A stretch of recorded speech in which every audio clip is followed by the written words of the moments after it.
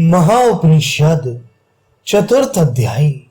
अपने पुत्र निधाग मुनि की सभी बातें सुनकर ऋषिवर ऋभु ने कहा, हे प्रभु, तुम ज्ञानियों में सर्वश्रेष्ठ हो। अब तुम्हारे लिए कुछ भी जानकारी के योग्य शेष नहीं रह गया है।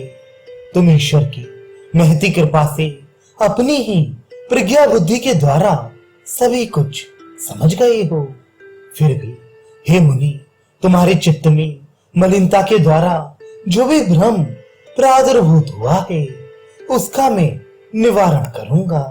मनोनिग्रह, विचार, संतोष एवं सत्संग ही मोक्ष द्वार के 4 द्वारपाल के रूप में कहे गए हैं। यदि इनमें से किसी एक का भी आश्रय प्राप्त कर लिया जाए तो शेष तीनों द्वारपाल सहजता पूर्वक स्वयं भी अपने वश में हो जाते हैं। सर्वप्रथम इस नश्वर जगत से मोक्ष प्राप्त करने के लिए तप, दम अर्थात इंद्रिय निग्रह, शास्त्र एवं सत्संग के द्वारा अपने सद्ज्ञान को बढ़ाया जाना चाहिए। अपनी आत्मा के अनुभव, शास्त्रों एवं गुरु के वचनों के उपदेश से सतत अभ्यास द्वारा आत्मचिंतन करना चाहिए। यदि तुमने सदैव के लिए संकल्प एवं आशा के अनुसंधान का परित्याग कर दिया है तो तुम्हें वह कैवल्य की प्राप्ति हो ही गई होगी। जो चित्त का अकर्तृत्व है वही चित्त वृत्तियों का निरोध अर्थात समाधि कही गई है। यही कैवल्य अवस्था एवं परम कल्याण स्वरूपा परम शांति कहलाती है। इस जगत के संपूर्ण पदार्थों में आत्म भावना का सम्यक रूप से त्याग करके संसार में गूंगे, अंधे एवं बधिरों के समान तुम्हारे रहने से ही यह संभव है। सभी कुछ प्रशांत है, एक है, जन्म रहित है, केवल अनुभव गम्य है, चित्त रहित है आदि जो शब्द रूप दृष्टि है वह व्यर्थ ही है, आत्मबोध में बाधा स्वरूप है। जो कुछ भी प्रपंच में दृष्टिगोचर होता है तत्वतः वही प्रणव रूप है। यहाँ पर जो कुछ भी दृष्टिगोचर होता है वही दृश्य चित्त जगत में भी दृष्टिगोचर होते हैं। वह चित्त के निष्पंद का एक अंश रूप ही है, अतः चैतन्य से अतिरिक्त और कुछ भी नहीं है। तुम ऐसी ही भावना करो। सांसारिक कार्यों को सतत करते हुए भी नित्य प्रबुद्ध चित्त होकर आत्मा के एकत्व को जानकर प्रशांत रहने वाले महासागर के सदृश निश्चल एवं स्थिर चित्त बने रहो। ऐसे ही कार्य करने में कल्याण की संभावनाएं हैं। यह आत्मज्ञान वासना रूपी तृण को दग्ध कर देने वाले अग्नि के सदृश है। इसे ही समाधि कहती हैं। केवल मौन रहकर बैठे रहना ही समाधि नहीं है। जैसे रत्न के इच्छा रहित होकर पड़े रहने पर भी मनुष्य उसकी तरफ आकृष्ट होते ही हैं, वैसे ही मात्र सत्ता रूप में विद्यमान परमात्म तत्व की ओर भी संपूर्ण विश्व आकृष्ट होता है। अतः हे पुत्र, इस आत्मा में ही कर्तृत्व एवं अकर्तृत्व दोनों ही स्थित हैं। कामना विहीन रहने पर ही आत्मा अकर्ता है और सन्निधि मात्र से वह कर्ता बन जाता है। हे मुनि, कर्तृत्व एवं अकर्तृत्व इन दोनों का ही निवास अविनाशी परमात्मा में है। तुम्हें यह चमत्कार जिसमें भी परिलक्षित हो उसी में प्रतिष्ठित हो जाओ। मैं नित्य ही अकर्ता हूं, ऐसी भावना करने पर केवल परम अमृत नामक सत्ता ही शेष रह जाती है। अतः हे निधा, जो प्राणी सत्व में स्थित होकर इस लोक में प्रकट हुए हैं वे ही महान गुणवान हैं। वे ही सदा उन्नतिशील होते हुए आकाश में स्थित चंद्रमा के समान हर्षित होते रहते हैं। सत्वगुण में स्थित मनुष्य स्वर्णिम कमल की भांति रात्रि काल रूप आपत्तियों में कुमलाते नहीं हैं। वे प्राप्त भोगों के अतिरिक्त अन्य पदार्थों की इच्छा नहीं करते, वरन शास्त्रोक्त मार्ग में ही भ्रमण करते रहते हैं। वे स्वतः अपने मन के अनुकूल रहकर ही मैत्री, करुणा, मुदिता एवं उपेक्षा आदि गुणों से विभूषित होते रहते हैं। हे सौम्य, वे समान भाव में रहते हुए सतत साधु वृत्ति में एक रस बने रहते हैं। मर्यादा से परे होकर भी वे समुद्र के समान विशाल हृदय वाले हो जाते हैं। वे भगवान भास्कर की भांति अपने नियत पथ पर हमेशा गमन करते रहते हैं। प्राज्ञों संत जनों के साथ प्रयत्न पूर्वक यह चिंतन करना चाहिए कि मैं कौन हूं, ये विराट विश्व प्रपंच किस प्रकार प्रादुर्भूत हुआ। कभी निरर्थक कार्यों में ना लगा रहे तथा अनार्य पुरुषों के संग से सदैव अपने को बचाता रहे। सभी की संहारक मृत्यु के प्रति उपेक्षा भाव से ना देखे।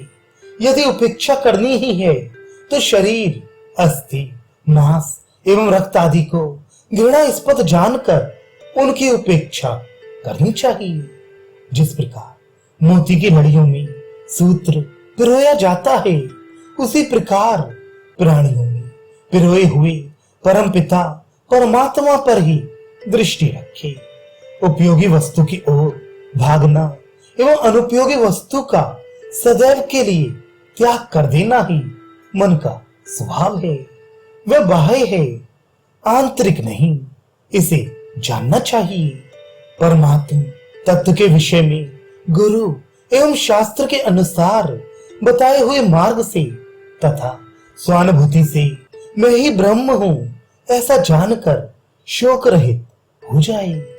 ऐसी अवस्था में खड़ग जैसा कठोर आघात कमल के कोमल आघात के सदृश तथा अग्नि द्वारा दग्ध किए जाने का प्रभाव शीतल जल में स्नान करने की भांति सहन करने योग्य हो जाता है। आग के दहकते अंगारों पर लेटना चंदन के लेप के समान शीतल प्रतीत होता है।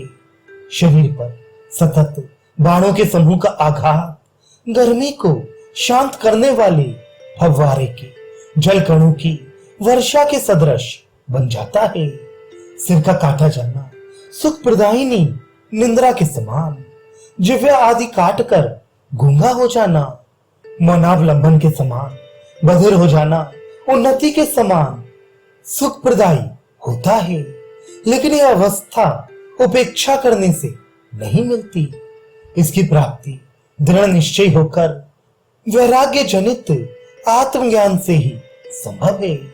गुरु एवं शास्त्र वचनों के अनुसार तथा अंतः अनुभूति के माध्यम आदि से जो अंतः की शुद्धि होती है, उसी के सतत अभ्यास से आत्म साक्षात्कार किया जा सकता है। जैसे दिशा भ्रम नष्ट हो जाने से पूर्व की भांति ही दिशा बोध होने लगता है, वैसे ही विज्ञान विशिष्ट ज्ञान के द्वारा अज्ञान नष्ट हो जाने पर जगत की स्थिति नहीं रहती। ऐसी भावना करनी चाहिए। मनुष्य का उपकार न धन से, न मित्रों से, न बांधवों से, न शारीरिक क्लेश के नष्ट होने से और न ही तीर्थ स्थल में निवास करने से ही मनुष्य लाभान्वित होता है। वह तो चिन्ह मात्र में विलीन होकर ही परम पद प्राप्त कर सकता है। स्थिर शांत चित्त वाले व्यक्तियों के जितने भी दुख, तृष्णाएं एवं दुश्चिंताएं हैं, वे और समस्त विकार ठीक वैसे ही विनष्ट हो जाते हैं जैसे कि सूर्य की किरणों से अंधकार विनष्ट हो जाता है।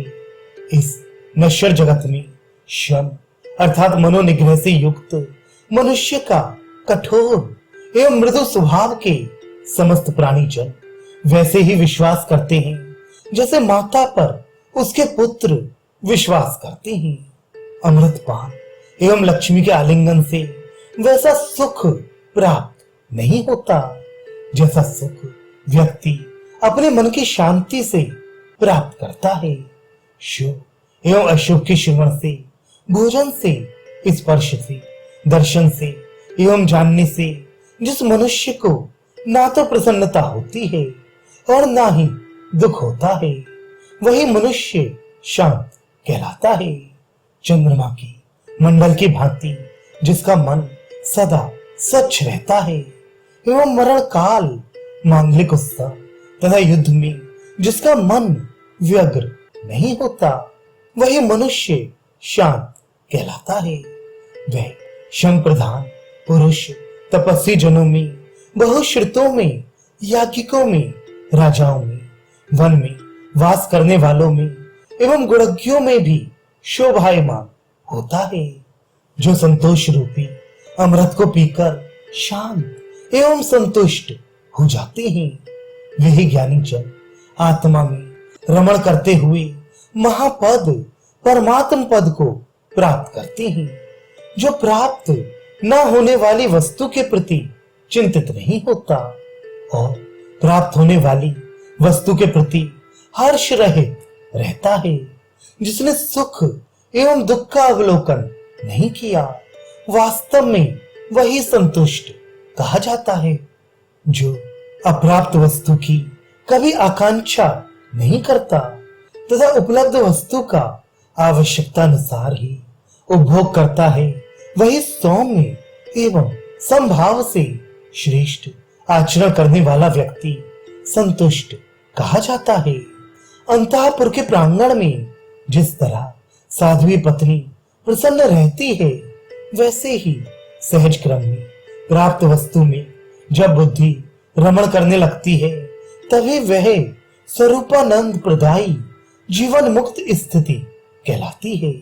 समय एवं देश के अनुसार शास्त्रानुकूल आनंद पूर्वक यथाशक्ति सत्संग में ही विचरण करते हुए इस मोक्ष पथ के क्रम का तब तक ज्ञानी जन चिंतन करते रहें जब तक कि उन्हें आत्मिक विश्रांति ना मिल जाए।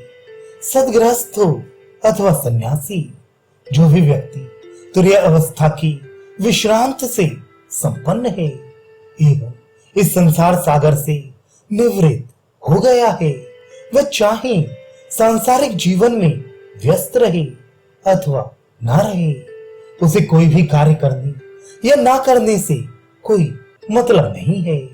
उसे श्रुति स्मृति के भ्रमजाल में पड़ने की कोई आवश्यकता नहीं रहती। वह तो मंदराचल से विहीन शांत सागर की भांति आत्मस्थित रहते हुए सभी कुछ प्राप्त कर लेता है। जब सभी के प्रति शुद्ध आत्म तत्व की अनुभूति की एकत्व वृत्ति का उदय हो जाता है, तब दिशा एवं काल में विस्तीर्ण हुआ संपूर्ण बाह्य जगत चिद्रूपात्मक ही प्रतीत होता है। इस तरह आत्मा जहां जिस रूप में उल्लास को प्राप्त होता है, वहां शीघ्र ही उसी रूप में वह अवस्थित हो जाता है एवं तदन रूप ही विराजमान हो जाता है। जो भी कुछ स्थावर एवं जंगम दृश्य रूप यह संपूर्ण जगत परिलक्षित होता है, वह प्रलय के समय में ठीक वैसे ही विनष्ट हो जाता है जैसे सुषुप्तावस्था में स्वप्न अदृश्य हो जाता है। ये आत्मा आदि कारण रूप है, पर ब्रह्म परमेश्वर है, वह सत्य रूप है। ये समस्त संज्ञाएं विद्ध जन एवं महान आत्माओं ने व्यवहार के लिए कल्पित की हैं। जैसे कंगन शब्द एवं उसका अर्थ स्वर्ण से अलग अस्तित्व नहीं रखता और कंगन से प्रतिष्ठित स्वर्ण कंगन से अलग अपना अस्तित्व नहीं रखता, ठीक वैसे ही जगत शब्द का तात्पर्य भी पर ब्रह्म ही होता है, इसके अतिरिक्त और कुछ भी नहीं। उस अविनाशी पर ब्रह्म परमेश्वर ने जगत के रूप में यह इंद्रजाल विस्तीर्ण किया है। दृष्टा का दृश्य श्री सत्ता से अंतः संबद्ध होना बंद कहा जाता है। दृश्य के वशीभूत होकर ही दृष्टा बंधन में पड़ता है और दृश्य के अभाव में ही वह मोक्ष प्राप्त करता है। ये जगत मेरा तेरा रूप भाव वाली सृष्टि दृश्य कहलाती है। इस संसार में प्रपंच रूपी इंद्रजाल मन के द्वारा ही प्रबुद्ध होता है। जब तक मन की ये कल्पना समाप्त नहीं होती तब तक मुक्ति का मार्ग प्रशस्त होता दिखलाई नहीं पड़ता। यह संसार स्वयंभू ब्रह्मा जी की मानसिक सृष्टि है। अतः दृष्टिगोचर होने वाले इस विश्व को मनोमय ही समझना चाहिए। बाह्य अथवा अंतःकरण में कहीं पर भी यह मन सदरूप में अवस्थित नहीं है। विषय वस्तुओं का बोध ही मन कहलाता है। संकल्प विकल्प होना ही मन का स्वभाव है, क्योंकि वह संकल्प में ही रमण कर रहा है। अतः जो संकल्प है वही मन है, ऐसा जानना चाहिए। आज तक कोई भी संकल्प और मन को पृथक नहीं कर सका। समस्त संकल्पों के विनष्ट हो जाने पर आत्म स्वरूप ही शेष रहता है।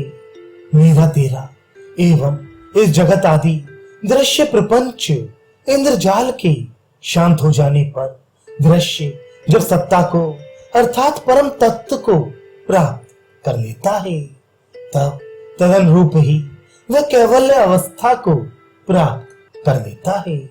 महाप्रलय की स्थिति आने पर जब संपूर्ण दृश्य जगत अस्तित्व रहित हो जाता है, तब उस समय सृष्टि के पूर्व काल में केवल प्रशांत आत्मा मात्र ही शेष रहता है, जो आत्मा रूपी सूर्य कभी अस्ताचल की ओर गमन नहीं करता, जो अजन्मा एवं सर्वदोष रहित देव है, सदैव सर्वकर्ता तथा सर्वरूप है, जहां वाक शक्ति जाकर वापस आ जाती है, जिसे मुक्त पुरुष ही जानते हैं और जिसकी आत्मा आदि संज्ञाएं कल्पना मात्र हैं, स्वाभाविक नहीं है।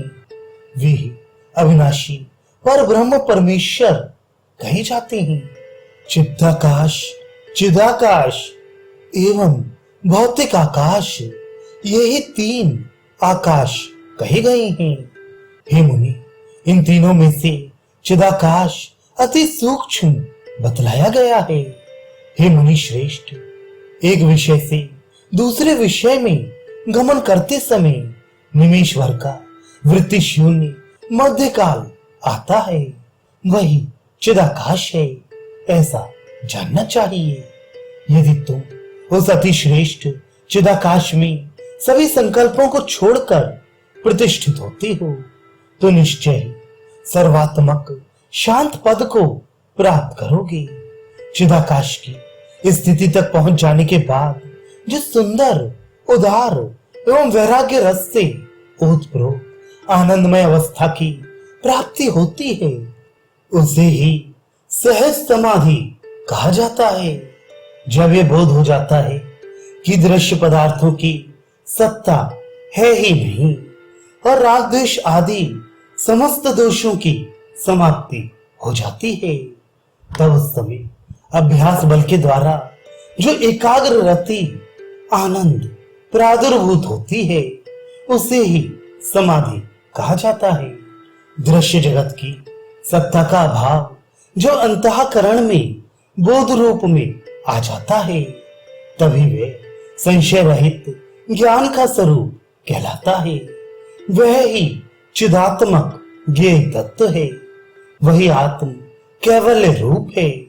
इसके सिवाय अन्य सभी कुछ असत्य है। जिस प्रकार मदोन्मत्त ऐरावत हाथी का सरसों के एक किनारे के छिद्र में बांधा जाना असंभव है, एक धूली कण के बिल में मच्छरों का सिंहों के साथ युद्ध करना शक्य नहीं है, और कमल के पंखुड़ी में प्रतिष्ठित सुमेरु पर्वत को भ्रमर के बच्चे द्वारा निगले जाने की कथा मिथ्या है। उसी प्रकार यह विश्व भी अस्तित्व में नहीं आ सकता। अतः हे निदान, तुम्हें इसकी सत्ता को भ्रमात्मक ही जानना चाहिए। राग द्वेष आदि के विकारों से दूषित चित्त ही जगत है। वही चित्त समस्त दोषों से मुक्त हो जाता है। तभी इसे जगत का अंत यानी मोक्ष की प्राप्ति होना कहा जाता है। मन के द्वारा शरीर की भावना किए जाने पर ही आत्मा देहात्मक बनती है। जब वह शरीर की वासनाओं से मुक्त होती है तभी वह मन शरीर के धर्मों में लिप्त नहीं होती। यह मन ही कल्प को क्षण बना देता है और क्षण भर में कल्पत्व भर देता है। अतः मेरी समझ में यह जगत केवल मनोविलास अर्थात मन का खेल मात्र ही है। जो मनुष्य दुष्चरित्रता से विलग नहीं हुआ है, एकाग्र चित्त नहीं है और जिसका चित्त अभी शांत नहीं हुआ है, ऐसे पुरुष को आत्म साक्षात्कार नहीं होता। उस आनंद स्वरूप, द्वंद्वों से परे, गुणों से परे सत्स्वरूप चिद्घन पर ब्रह्म को अपना निस्वरूप जान लेने के पश्चात मनुष्य को किंचित भी भय नहीं होता। जो महान से महानतम एवं श्रेष्ठ से श्रेष्ठतम तेज स्वरूप शाश्वत कल्याणप्रद सर्वज्ञ पुराण पुरुष सनातन सर्वेश्वर तथा सभी देवगणों के द्वारा संपूजित एवं उपास्य है, वह अविनाशी ब्रह्म मैं हूं। ऐसा निश्चय महात्माओं के लिए मुक्ति का माध्यम होता है। बंधन एवं मोक्ष के दो ही कारण बनते हैं, जिनमें प्रथम है ममता एवं द्वितीय ममता रहित होना। ममता के द्वारा जीव बंधन में पड़ता है और ममता से रहित हो जाने के पश्चात वह जीव मोक्ष को प्राप्त कर लेता है। जीव रूप एवं ईश्वर रूप से एक क्षण अर्थात ब्रह्म के संकल्प से प्रारंभ होकर तो ब्रह्म में प्रवेश के अंत वाली इस संपूर्ण जड़ चेतनात्मक सृष्टि की कल्पना ईश्वर के द्वारा ही की गई है। जागृत अवस्था से लेकर मोक्ष प्राप्ति पर्यंत संपूर्ण जगत जीव के द्वारा ही कल्पित है। कठोपनिषद के अंतर्गत तृणाचिकेताग्नि से लेकर श्वेताश्वतर का योग पर्यंत ज्ञान ईश्वरीय भ्रांति के आश्रित है। चारवाक मत से लेकर कपिल के सांख्य सिद्धांत तक का दार्शनिक ज्ञान जीव भ्रांति का आधार है। अतः जो पुरुष मुक्ति की आकांक्षा करता है वह जीव तथा ईश्वर के वाद विवाद में बुद्धि को भ्रमित ना करे, वरन उसे दृढ़ता पूर्वक ब्रह्म तत्व का ही निरंतर चिंतन करना चाहिए। ज्ञानवान पुरुष वही है जो संपूर्ण दृश्य जगत को निर्विशेष चित्त रूप मानता हो। वही कल्याणकारी शिव है, वही ब्रह्मा एवं विष्णु भी वही है। विषय वासनाओं का त्याग अत्यंत दुर्लभ है। तत्व ज्ञान को प्राप्त करना भी अत्यंत कठिन है और सद्गुरु की अनुकंपा के बिना सहज अवस्था को प्राप्त करना भी अत्यधिक दुस्साध्य है। जिसने अपनी बोधात्मिका शक्ति को जागृत कर लिया है और अपने समस्त कर्मों का परित्याग कर दिया है, ऐसा योगी स्वयं में सहज अवस्था को प्राप्त कर लेता है। जब तक व्यक्ति को इसमें थोड़ा भी अंतर मालूम पड़ता है तब तक उसके लिए भय है, इसमें कुछ भी संशय नहीं है। सर्वरूप पर ब्रह्म परमेश्वर को ज्ञान के नेत्रों से देखा जा सकता है। जिसके पास ज्ञान के नेत्रों का अभाव है वह अविनाशी ब्रह्म को ठीक वैसे ही नहीं देख सकता। जिस प्रकार अंधे व्यक्ति को प्रकाशमान सूर्य सविता देवता के दर्शन नहीं होते, वह ब्रह्म प्रज्ञान स्वरूप है। सत्य ही प्रज्ञान का लक्षण है। अतः ब्रह्म के परिज्ञान से ही मर्त्य जीव अमृत को प्राप्त करता है। उस कार्य कारण स्वरूप ब्रह्म का साक्षात्कार होते ही मनुष्य के हृदय की गांठें खुल जाती हैं, सभी संशय समाप्त हो जाते हैं और समस्त कर्म प्रारब्ध आदि क्षीणता को प्राप्त हो जाते हैं। हे पुत्र निधाग, अनात्म भाव को त्याग कर सांसारिक स्थिति में विकार रहित होकर अनन्य निष्ठा पूर्वक अंतः में प्रतिष्ठित होकर आत्म चैतन्य में ही रमण करते रहो। जिस प्रकार मरुभूमि में भ्रम से दिखाई देने वाला जल मरुस्थल मात्र ही रहता है, उसी प्रकार जागृत, स्वप्न एवं सुषुप्त अवस्था से युक्त यह संपूर्ण जगत आत्म विचार से ही चिन्ह में जानना चाहिए। जो लक्ष्य एवं अलक्ष्य बुद्धि का परित्याग करके केवल आत्मनिष्ठ हो जाता है, वही श्रेष्ठ ब्रह्म ज्ञानी एवं स्वयं साक्षात शिव रूप है। इस जगत का अधिष्ठान अद्वितीय है, वाणी एवं मन की पहुंच से परे है, नित्य विभु सर्वगत सूक्ष्मति सूक्ष्म एवं अव्यय स्वरूप से युक्त है। यह विश्व सर्वशक्तिमान भगवान महाशिव का मनोविलास मात्र ही है। संयम, धारणा, ध्यान, समाधि एवं असंयम के द्वारा ये सभी सांसारिक प्रपंच शांति को प्राप्त होती हैं। हे निधाग मुनि, मैं तुम्हारे मन में प्रादुर्भूत होते हुए उन विकारों की चिकित्सा के लिए उपाय बतलाता हूं। जिन जिन इच्छित वस्तुओं की प्राप्ति के लिए मन चंचल हो, उन पदार्थों का त्याग ही मानव की मोक्ष प्राप्ति का साधन है। जिसके लिए अभिलाषित सांसारिक पदार्थों के त्याग की भावना एकांत प्रिय होना एवं आत्मा की अधीनता दुष्कर हो जाती है, ऐसे उस मनुष्य रूपी कीड़े को धिक्कार है। अपनी इच्छित वस्तुओं एवं पदार्थों का प्रयत्न पूर्वक परित्याग करना ही वास्तविक मन की शांति का श्रेष्ठ मार्ग है। इसके अतिरिक्त कोई अन्य दूसरी गत नहीं है। संकल्प शून्यता रूपी शस्त्र अस्त्रों से जब इस चित्त का कर्तन कर दिया जाता है, तब सर्वस्वरूप सर्वांतर्यामी शांत रूप ब्रह्म की उपलब्धि होती है। इसलिए प्रपंच की भावना से रहित होकर, प्रज्ञा संपन्न होकर तथा चित्त को नियंत्रित करके चिन्ह मात्र में प्रतिष्ठित हो जाओ। श्रेष्ठ पौरुष रूप अभ्यास एवं वैराग्य का आश्रय प्राप्त करके तथा चित्त की अचितावस्था में ले जाकर आकाश रूपी हृदय में चिंतन करते हुए बराबर चैतन्य तत्व में लगे हुए चित्त रूपी चक्र की तीक्ष्ण धार से मन का दमन कर देना चाहिए। ऐसा करते ही तुम्हारी सभी शंकाएं निर्मूल हो जाएंगी तथा काम आदि रूप शत्रु बंधन में ना मान सकेंगे। ये वह है, मैं यह हूं, वे समस्त पदार्थ मेरे हैं, ये भावना ही मन है। इन्हीं भावनाओं के त्याग से मन को काटने के उपकरण द्वारा काटने की तरह विनष्ट किया जा सकता है।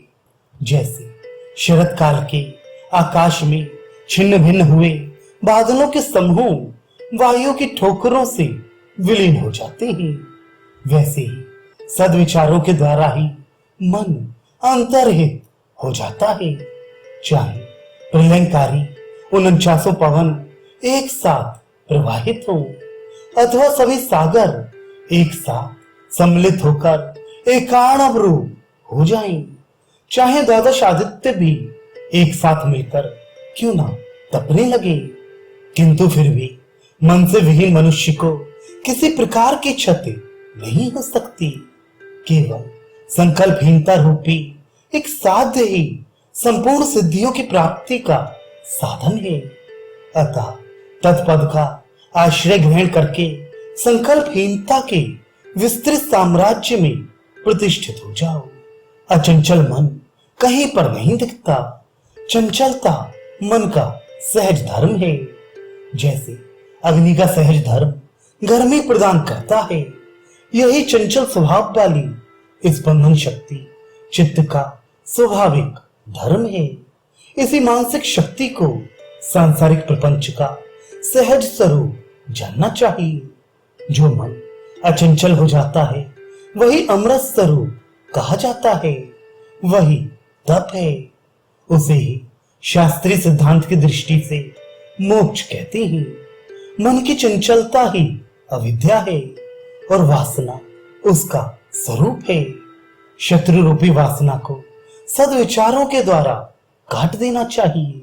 हे निष्पाप मुनि, मन को पुरुषार्थ के द्वारा जिस उद्देश्य में स्थिर करो उसे प्राप्त करके निर्विकल्प समाधि को अर्जित करो।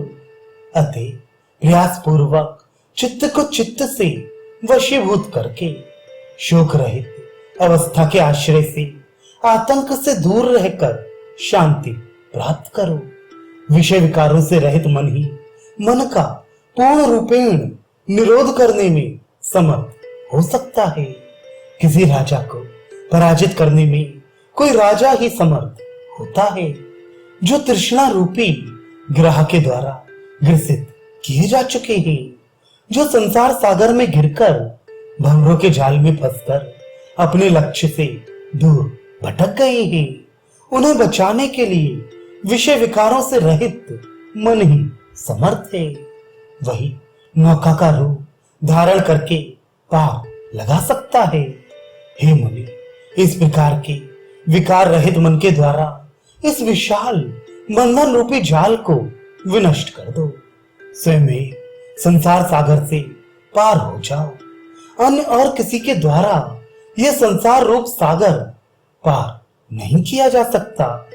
जब जब अंतःकरण को आच्छादित करने वाली मन रूपी वासना का प्राकट्य हो, तब तब उसका परित्याग करना ज्ञानी मनुष्य का परम कर्तव्य हो जाता है, क्योंकि ऐसा करने से अविद्या का विनाश हो जाता है। सर्वप्रथम भोग रूपी वासना का त्याग करो, फिर वेद रूपी वासना का त्याग करो। उसके पश्चात भाव अभाव दोनों का ही त्याग करके निर्विकल्प होकर पूर्ण सुखी हो जाओ। मन का विनाश ही अविद्या का विनाश कहा गया है। मन द्वारा जो कुछ भी अनुभूति में आता हो उसमें आस्था कदापि ना होने दो। आस्था का परित्याग करना ही निर्वाण है और आस्था के आश्रित रहना ही दुख है। जो प्रज्ञा से रहित है उन्हीं में अविद्या प्रतिष्ठित रहती है।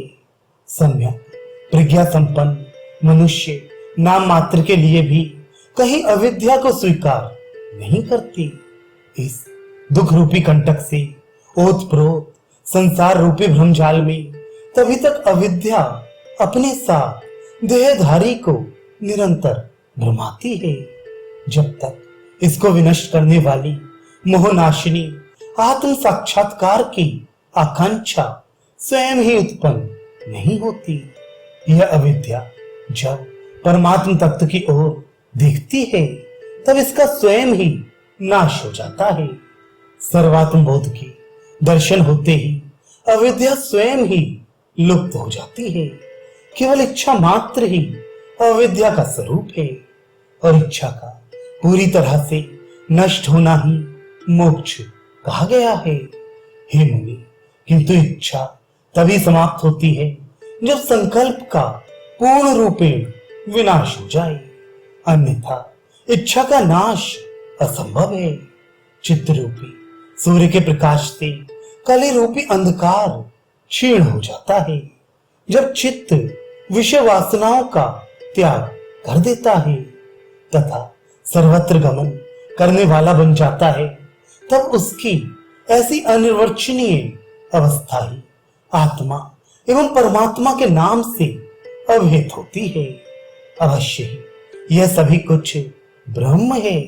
वह नित्य एवं चिदघन स्वरूप है, वही अव्यय है। इसके अतिरिक्त जो अन्य मन नाम की कल्पना की जाती है उसका कहीं पर भी अस्तित्व नहीं है। वह तो मात्र भ्रम ही है। इन तीनों लोकों में ना तो किसी का जन्म होता है और ना ही मृत्यु। ये जो भी भाव विकार दृष्टिगोचर होते हैं, ये सभी अस्तित्वहीन है। एकमात्र केवल आभास रूप सर्वव्यापी अव्यय तथा चित्त के विषयों का अनुगमन न करने वाले केवल चिन्ह मात्र की ही सत्ता यहाँ विद्यमान है। उस नित्य सर्वत्र व्यापी शुद्ध चिन्ह मात्र उपद्रव रहित शांत स्वरूप एवं शम रूप में स्थित विकार रहित चिदात्मा में स्वयं चित्त ही स्वभाव अनुसार संकल्प पूर्वक गमन करता है। चित्त की वही संकल्प रूप अवस्था स्वयं निर्दोष होते हुए भी मनन करने के कारण मन कही जाती है। इस कारण संकल्प के द्वारा सिद्ध मन संकल्प द्वारा ही विनष्ट हो जाता है। मैं ब्रह्म नहीं हूं, ऐसा सुदृढ़ संकल्प हो जाने से मन बंधनग्रस्त नहीं होता और यह सभी कुछ ब्रह्म ही है। ऐसा दृढ़ निश्चय संकल्प हो जाने पर मन मुक्ति को प्राप्त कर लेता है। मैं क्षीण काय हूं, दुखों से ग्रस्त हूं, मैं हाथ पैर से युक्त हूं।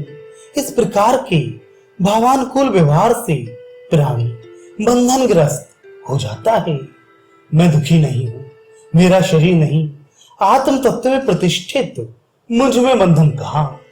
इस प्रकार के व्यवहारिक जीवन से ओतप्रोत मन मुक्ति को प्राप्त कर लेता है। मैं मांस नहीं हूं, मैं अस्थि नहीं हूं, ऐसा दृढ़ निश्चय कर लेने पर जिसके अंतस से अविद्या नष्ट हो गई है, वही मुक्ति को प्राप्त कर लेता है। आत्म रहित पदार्थों में आत्म भावना होना ही अविद्या जनित कल्पना है। अभ्यास एवं वैराग्य का आश्रय प्राप्त करके बुद्धिमत्ता पूर्वक यत्न से भोग की आकांक्षा को दूर से ही छोड़कर निर्विकल्प होकर पूर्ण सुखमय जीवन व्यतीत करो। यह मेरा पुत्र, मेरा धन, मैं यह हूं, मैं वह हूं, ये मेरा है आदि समस्त वासनाएं ही प्रपंच फैलाकर भिन्न भिन्न क्रीड़ा कर रही हैं। तुम अज्ञानी मत बनो, ज्ञानवान बनो। समस्त सांसारिक भावनाओं को विनष्ट कर दो। अनात्म विषयों में आत्म भावना से युक्त होकर मूर्खों की तरह क्यों रो रहे हो? ये मांस का पिंड, अशुद्ध मूक जड़ शरीर तुम्हारा कौन है, जिसके लिए बलपूर्वक दुख सुख से अभिभूत हो रहे हो? अरे कितना महान आश्चर्य है कि जो अविनाशी ब्रह्म सत्य है, उसे मनुष्य ने विस्मृत कर दिया है। तुम अपने कर्तव्य कर्मों में सदा लगे रहो, मन को अविद्या आदि कर्मों में लिप्त ना होने दो। अरे कितने आश्चर्य की बात है कि कमल नाल के तंतुओं को रस्सी मानकर उनसे पर्वत आबद्ध कर दिए गए हैं। जो अविद्या अस्तित्व रहित है, उसी के द्वारा ये विविध रूपात्मक जगत अभिभूत हो रहा है। उस अविद्या के प्रभाव से तृणवत, तुच्छ, जागृत, सुषुप्तावस्था आदि तीनों जगत वज्र के समान दृढ़ परिलक्षित हो रहे हैं।